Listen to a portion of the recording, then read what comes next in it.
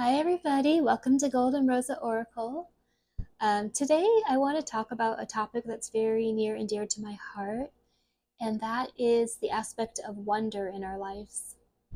I truly believe that wonder is the antidote for despair. Obviously, on this planet at this time, there's a lot of reasons to feel overwhelmed and scared and depressed and like things are hopeless. And what I find is the best way to overcome those feelings is to connect to our sense of wonder, to connect to the energies of magic and creation and miracles and just the beauty of existence that is always around us, even in these really dark times. And so I thought today I'd come on and ask Spirit to give us a little guidance and inspiration on how we can attract the energy of wonder into our lives and how we can open our eyes and see the wonder that's still around us, even in the darkest hours, so that we can maintain our spirits and maintain our imagination and our creativity and our play and our love for life. All right, let's get started. I hope everyone's doing good out there. Dear Spirit, to start off this reading on the topic of wonder, would you please give us a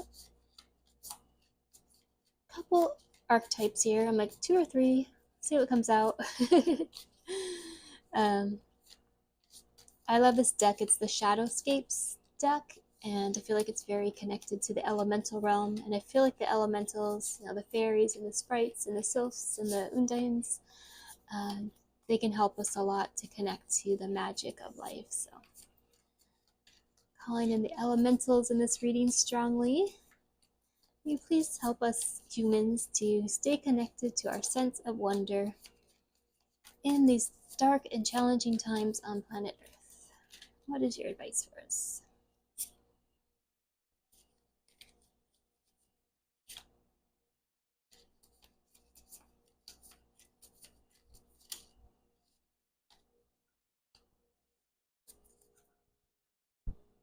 All right.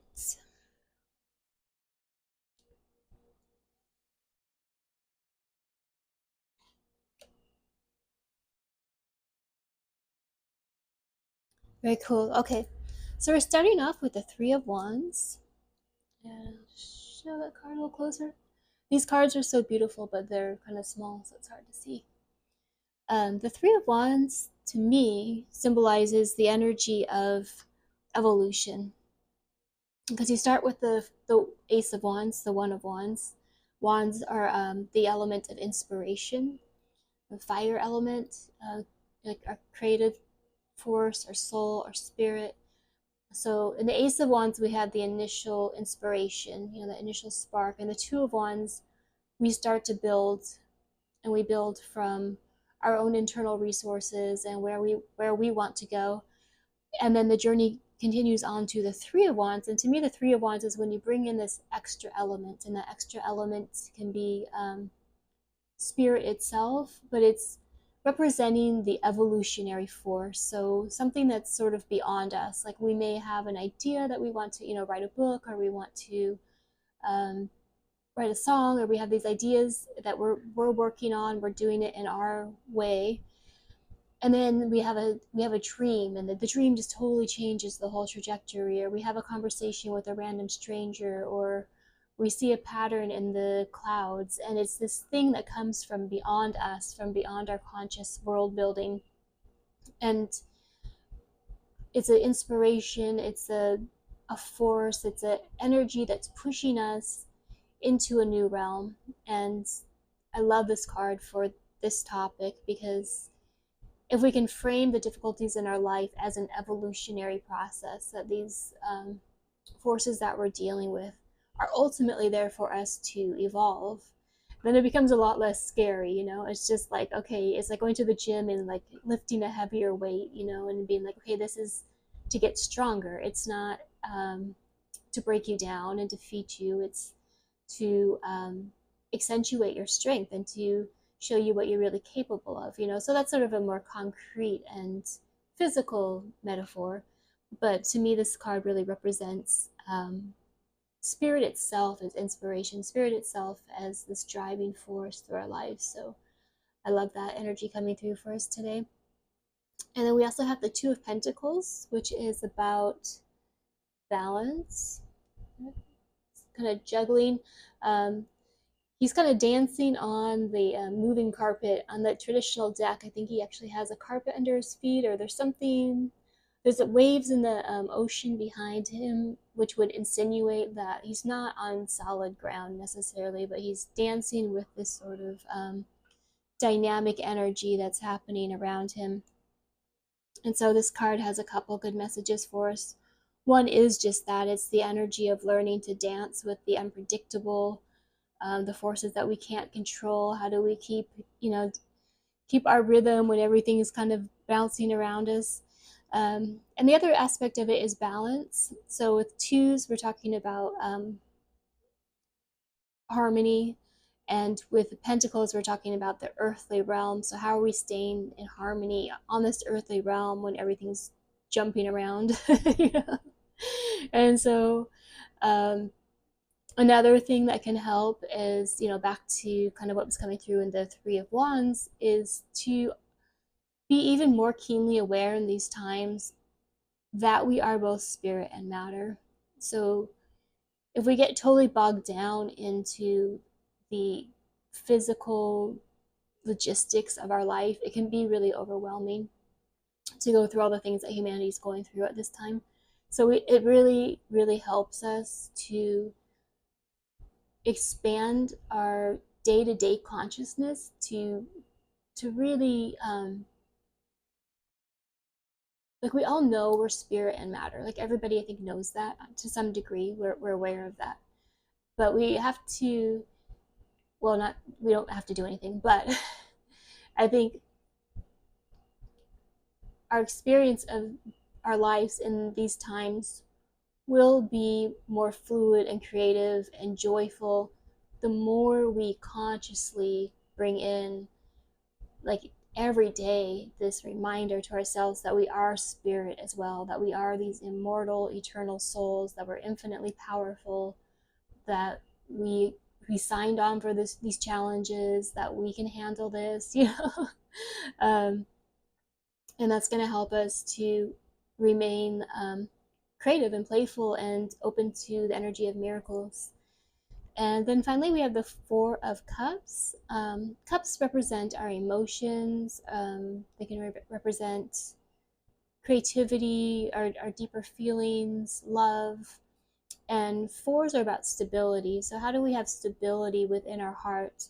And traditionally, this deck is traditionally, this card refers to this energy of like apathy, of like when you shut your heart down, when you don't want to accept inspiration because you're bored, or you're tired, or you're apathetic.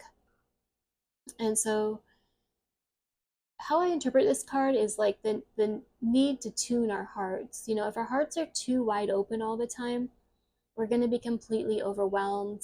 Everything's going to just crush us. I mean, I think we all know when you get on, like, social media and you scroll, it's only going to take a minute or two before you see something that's completely devastating. And so if we're in this state where we feel absolutely everything all the time, it's going to overwhelm us to the point of apathy. And then likewise, I think we've all had those moments where we read the news and it's something terrible and you're like, I just can't feel anything.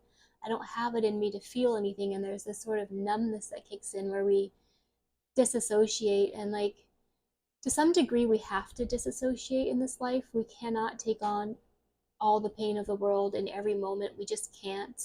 But we also can't shut down our hearts and still feel magic and wonder and joy. So that there's a very sensitive balance there, and only we can really decipher what the right balance is for us. We all have a different capacity to feel pain and still keep our hearts open to wonder. And that's something I've had to learn with world events in the last couple of years, where I was just so completely devastated by things happening in the world that I wasn't able to feel any joy. I went through this like intensely deep depression for like 6 months, and it wasn't that I stopped feeling sad about what was happening in the world, but that I had to open my own heart to the point where I could hold that sadness and also still hold the beauty of a flower or hold the beauty of a beautiful sunset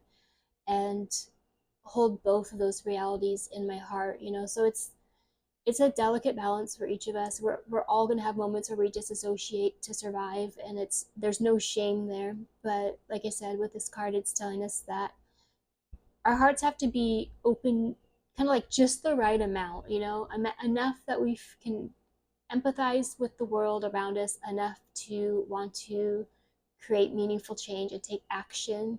But they also have to give us a break sometimes, and they also have to, in the midst of all the horrors of the world, still be big enough and open enough that we can appreciate the small wonders and miracles and joy that do make life, you know, worth living at the end of the day. Yeah.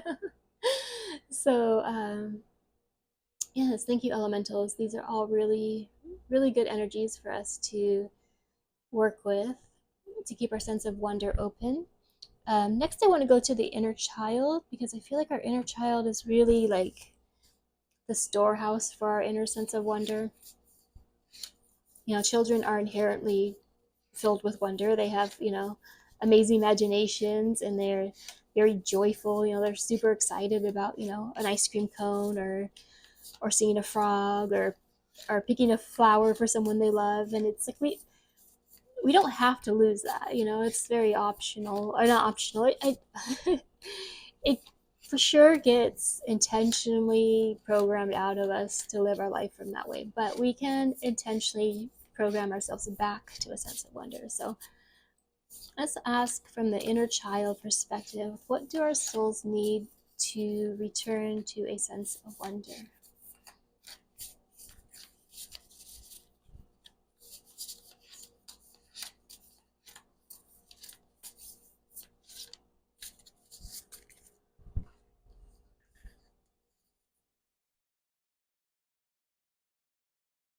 And we got this card that says, "You are wanted. There is a home waiting within."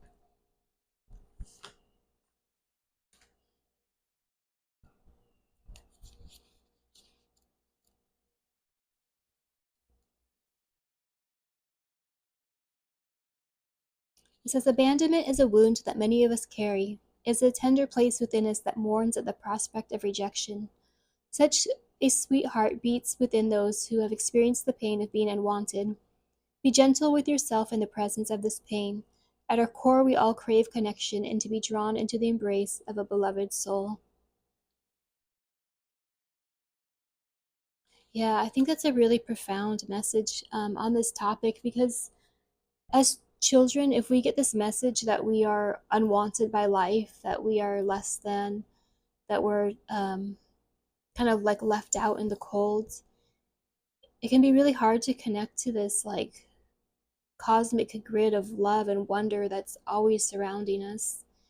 Um, and I know in this card, what's being shown is the child who's inside and safe, where it's warm. But in the context of this reading, I'm seeing it a little bit differently, and that's that the sense of unworthiness can sometimes be this hard shell around us, where you're kind of stuck in this, you know, like mud hut thing around your soul. And if you came out of that illusion, you would see you're connected to the stars, you're connected to the cosmos, you're connected to everything. Like there's nothing that can happen on earth that people can do, you know, to each other or create that changes the fact that we're always connected to the web of cosmic love and divine wisdom and miracles and grace.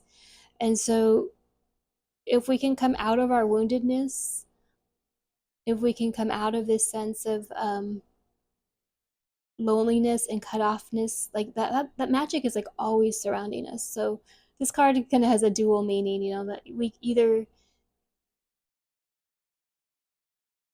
and also, you know, when we come out of our wounds, we realize that like the great cosmic divine play always loves us. Like we're always a part of that. Like you are like no one is disconnected from magic ever, you know. So um I know that's just me looking at this image and like interpreting it in a kind of the mirror effect of like the opposite. But however that card resonates for you, maybe you do need to feel a sense of healing within yourself, that you are loved and wanted in order to experience the magic around you, or maybe you need to come out of this sort of self-imposed, not even self-imposed, but a imposed upon you structure that tells you that you are separate from.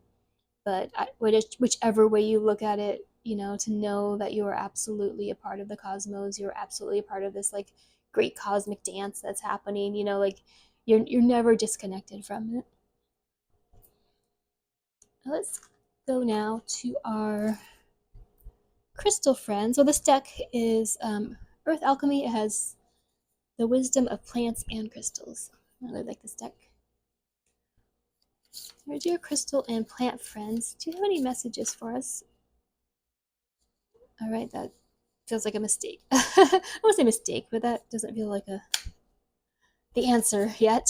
All right, our dear plants and crystals, can you please give us a clear message today about the topic of wonder and enchantment and miracles, and how to stay connected to the magic that is all around us all the time? Are there any plants or animals, or sorry, plants or crystals that would like to teach us about this?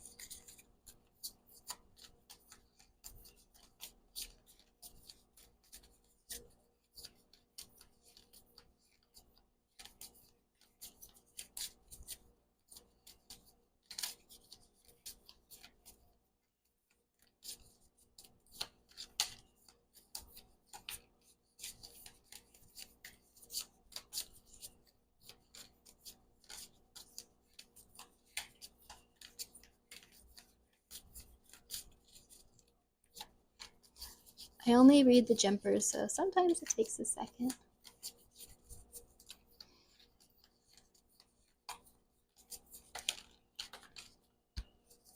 All right, we got the Crystal Dragon, sound and color.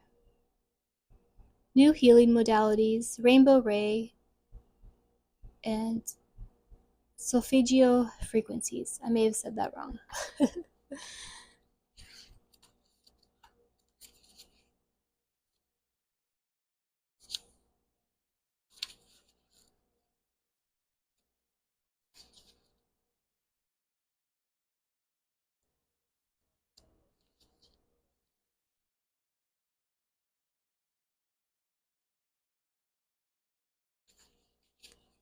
So the dragons are raw elemental energies which help you to hold harmony within the earth. This crystal dragon reminds you to find adventure in all that you do.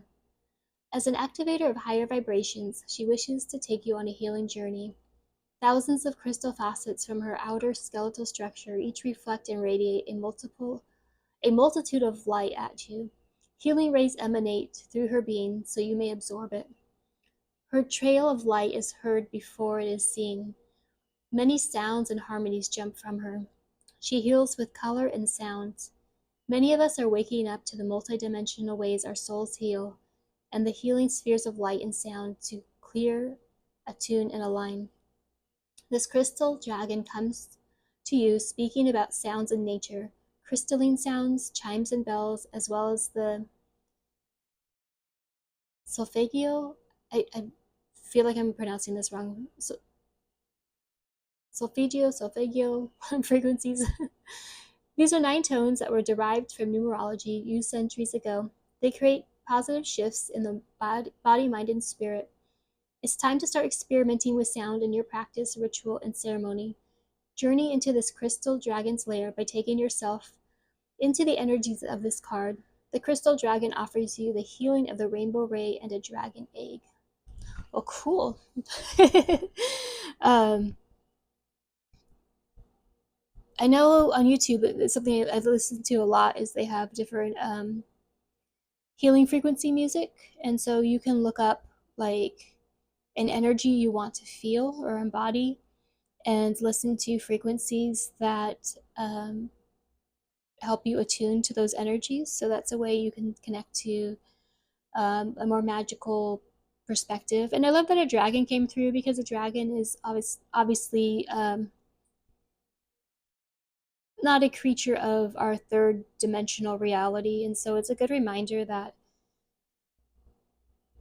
like, I'm someone, I'll put it this way, I'm someone who believes in everything. Like, I believe in the tooth fairy, I believe in unicorns, I believe in dragons, I believe if I believe in anything where if someone said to you, hey, draw this thing, if you can draw it, like, it's real, right? It doesn't have to be real in the physical sense, like a physical body doesn't make it real. Like love doesn't have a physical body, the wind doesn't have a physical body, memories don't have a physical body. Like this idea that things are only real when they have a physical body is really limiting. And when you think about, all the ways in our day-to-day life that it's just not factual, it's not true. Fear doesn't have a physical body. Fear's still real.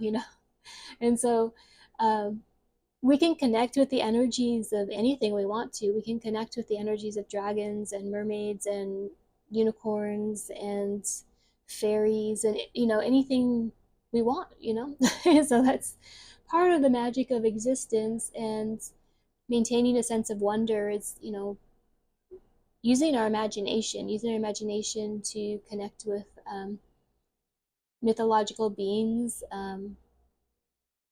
I personally spend a lot of time talking to invisible beings because there's always such a joyous community there, like, so if you want to feel connected to this higher sense of cosmic magic, I highly recommend having some invisible friends.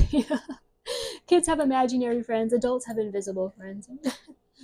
All right, so let's go now to some animals and plants in the physical realm that would like to help us.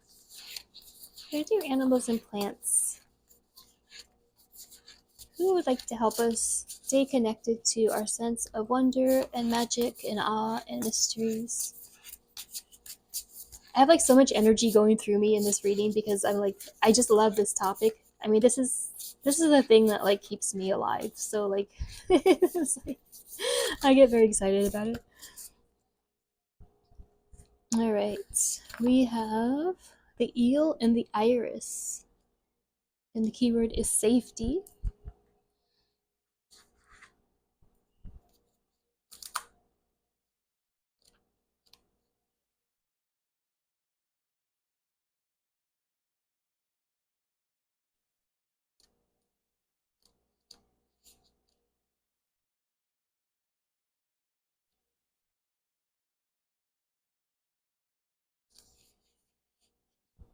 Eels are furtive creatures, often burying themselves in the murky depths.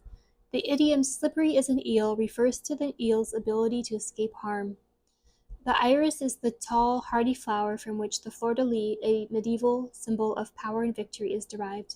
Together, the stealthy eel and the mighty iris indicate safety in our homes, relationship, and work. When it's upright, it is now always a good time to establish healthy boundaries. If others take offense, do not fret over their reaction. Stand firm in your power like the iris. And in reverse, it says a transgression has occurred and you may feel betrayed or violated. Anger and hostility are natural responses to betrayal. Honor your tender state by burrowing deep like the eel. Surround yourself in support and take time you need to recover. And the questions are, what do I need in order to feel safe, and how can I extend safety to others?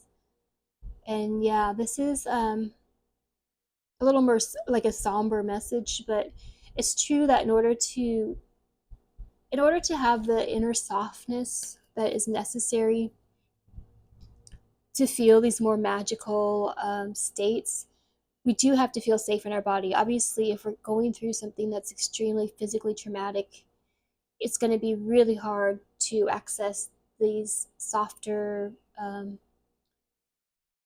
more, wondrous, awe-filled perspectives. There's kind of a privilege in being able to access those states in a world that's very harsh. And yet, without being able to access those states, it's like the whirlwinds, right? It's like the darkness and the heaviness overtake everything. So it's a very radical act to be able to feel wonder and joy and beauty and miracles in a very dark world. But it's also like really important, because how else are we going to get through these challenges if we can't access those states, you know? So I like what it says too about it's not just about our own safety, but protecting the safety of others, you know, like, and that's, you know, other humans, that's this, the others being the earth itself, the animals, the bodies of water, the earth, the air, the plants, you know, that everyone deserves to be connected to the energy of wonder. And everyone's going to have a really hard time doing that when they're unwell and unsafe, you know, quite frankly. So yeah, it's very like a very very grounded aspect of this, is that we do have to be conscient of our safety, and also creating a very safe world for those around us. And we can call on these unseen spirits and energies to help us to do that. But it's a very foundational step, is to create safety for ourselves and others. So thank you, Eel and Iris, for that message. And next, let's get a flower. Our dear flowers, do you have a message for us about creating wonder and joy and magic in this world?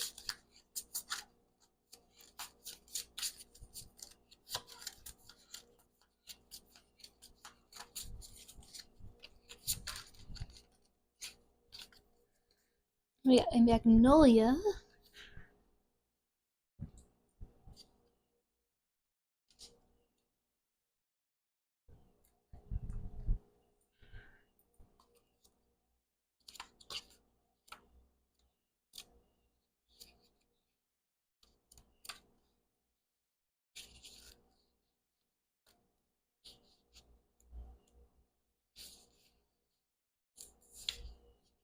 The message is the symbolism is nobility and self esteem.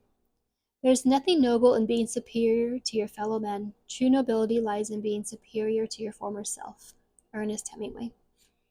According to fossil records, the magnolia tree was the first flowering plant to have evolved on Earth. Oh, that's very cool. I knew it was really old. I didn't know it was the first flowering plant. In ancient China and throughout South America, the magnolia flower has held special significance to brides, symbolizing nobility and stability. In pagan rites, the luminous white magnolia invokes the lunar goddesses. Since Victorian times, the magnificent magnolia flower has come to symbolize dignity, self esteem, poise, and nobility. And the message is nobility is not just something you are born to or a quality you wish for. It is an it is an evolving process requiring lifetime commitment. To develop self esteem, commit esteemable acts. To build good character, act with nobility of purpose. Right. Also, a really good message for us, because it's hard to feel beauty and magic and wonder if we're if we feel bad about ourselves and we feel have like low self esteem. We're going to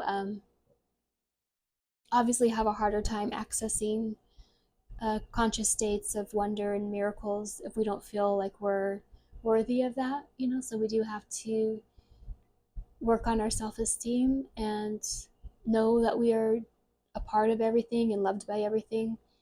And you know, the shadow side of that would be a sort of, you know, narcissistic perspective when they talk about like nobility and character. If we are actively harming others, if we're actively causing harm in the world, once again, it's going to be really hard to access, you know, the states of magic and joy and bliss. And you know, it's like when you think about people who are like, you know, billionaires who are hoarding resources that are extracting, from the earth, that are extracting from their fellow humans. I mean, it's going to be really hard to live your life in that manner, and then also feel like a sense of joy and wonder and beauty. So yeah, that's a good. And it's funny because it's kind of back to the sense of balance, and the balance within our psyche and the balance within our hearts. This state in which joy and wonder and beauty and miracles can live through us is a combination of having a strong love for ourselves, where we are a matching, receptive, vase to this energy of love, but also where we're not so enamored of ourselves that we are taking from the world, in a way that's harmful. So thank you, Magnolia, for that message. What a magical plant. Could you imagine being like the first flowering thing on earth? And it just makes you think too, like what might there be in creation at this time that it has not yet materialized. And I think I'm gonna get all esoteric here, but that's something within each of us. Each of us has something that is ready to bloom, that wants to bloom, that has never been seen on earth before. We're each that magnolia in our own sort of like spiritual, metaphysical kind of way. Like, that's pretty cool. It's pretty cool when you think about that you have within you something that the earth has never seen before, and it's your true essence and gifts and what you bring to the table. And yeah, cool. All right, let's keep going here. Just gonna get a couple more, not go too long. Let's go with our spirits of the white light. Our dear spirits of the white light, can you please give us an energy to work with to help us to connect to the energy of miracles, joy, and wonder? Thank you.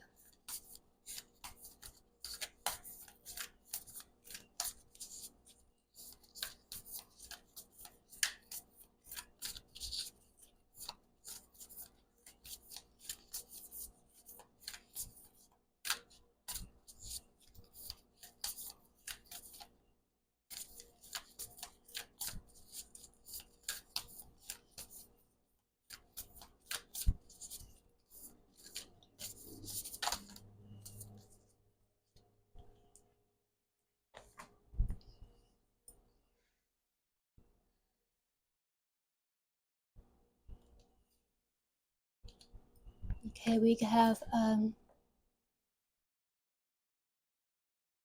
Shikina. I think I think that's how you say it.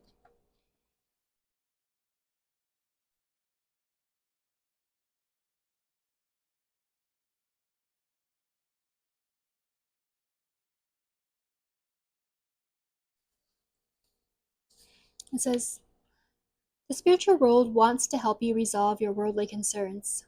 It's safe for you to rely on Spirit as a loving, protective, helpful, and practical presence, able to positively affect all areas of your life, including including facilitating the resolution of physical problems. Do not limit your spirituality to concepts. Instead, apply your higher knowledge and principles. Grow your wisdom and live your path. Acknowledge your value as a person, as a soul. Treasure the gift of your path and let your spirituality integrate with all facets of your life.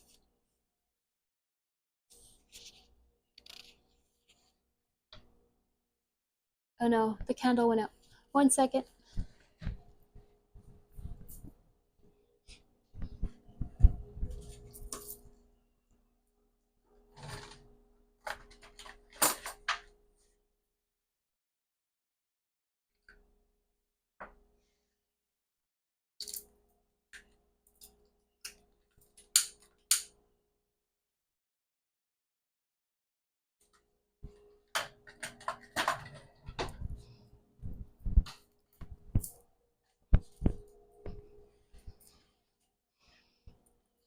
Okay, sorry.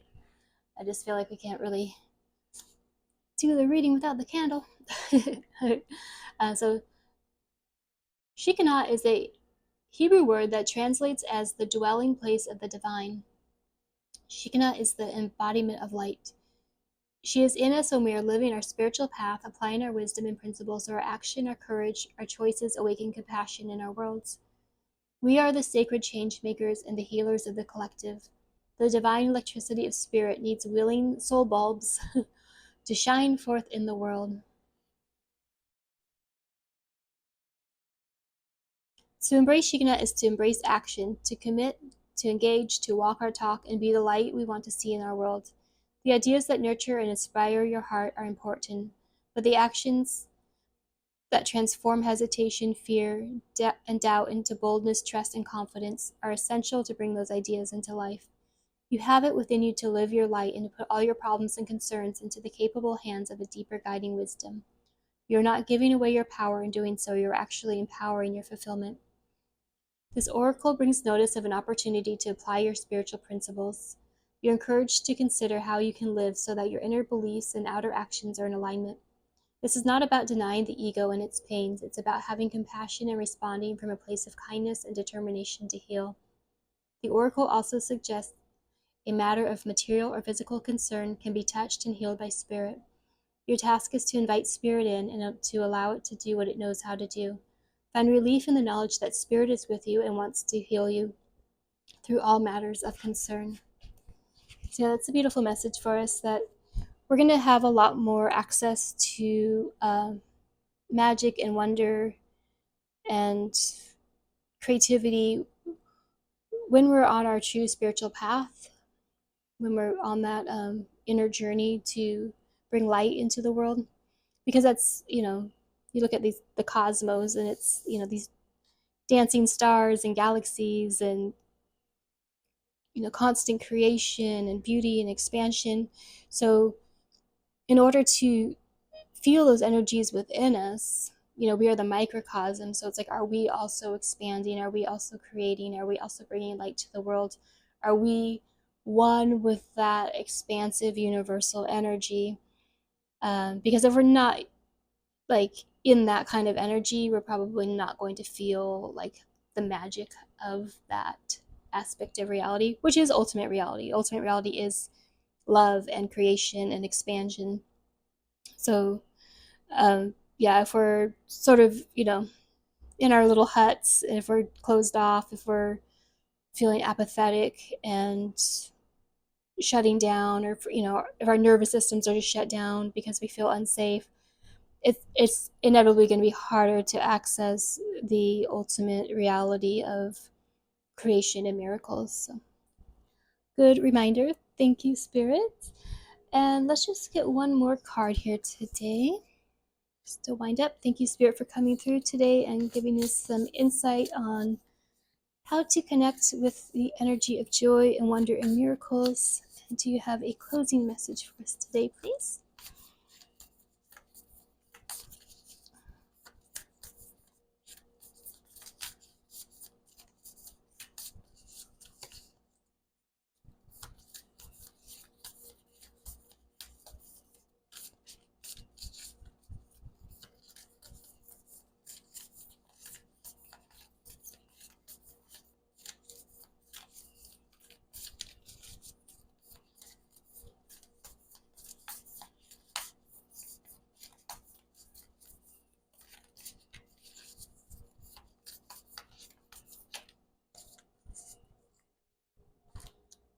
All right, we got release.